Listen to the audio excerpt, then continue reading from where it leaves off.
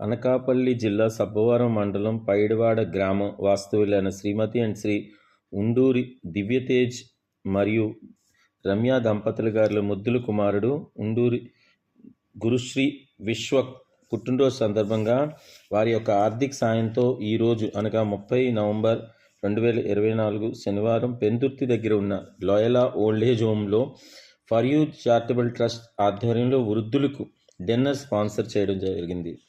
We thank Unduru family.